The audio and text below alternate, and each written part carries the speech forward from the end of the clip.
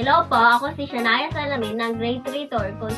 Gamit ang explosion box o kahon ng karunungan ay talakayin natin ang mga tanong sa tekstong ang Bagyong Ulysses. Buksan natin.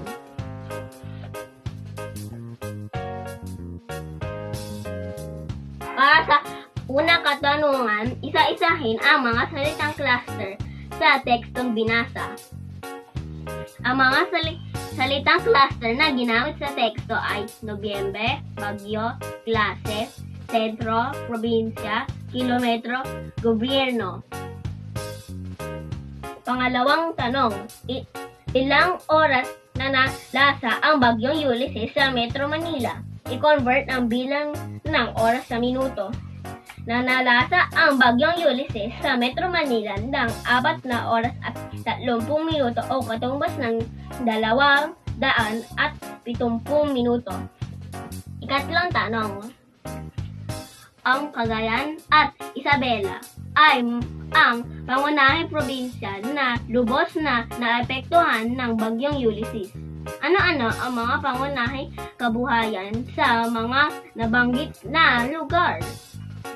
Ang mga pangunahing pangkabuhayan sa Cagayan at Isabela ay pagsasaka sa palay, mais at prutas, pagpapastol ng hayop o livestock, mangingisda, turismo, pagtutroso, pamimina, paggawa ng woodcraft furniture. Pang-apat na tanong. Ano-ano ang mga road safety signs na itinalaga ng gobyerno sa panahon ng kalamidad? Ang mga road safety signs na itinalaga ng gobyerno sa panahon ng kalamidad ay slow down o paalala na magdahan-dahan sa pagmamaneho. Clearing operation o paalala na may nagaganap sa pagsasaayos o pagtatanggal ng mga obstruction o balakid sa daan gaya ng natumbang puno, poste at iba pa. Warning, danger zone o babala na mag-ingat dahil mapanganib o di ligtas ang nasabing lugar.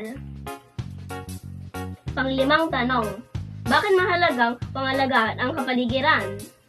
Paano ito nakakaapekto sa pamumuhay ng mga mamamayan tuwing may kalamidad?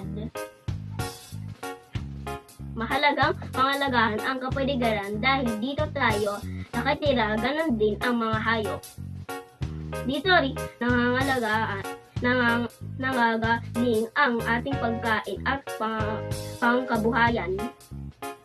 Dapat na pangalagaan ang ating kapaligiran para maiwasan ang malaking epekto tuwing may kalamidad gaya ng bagyo, pagbaha at pagbuhon ng lupa.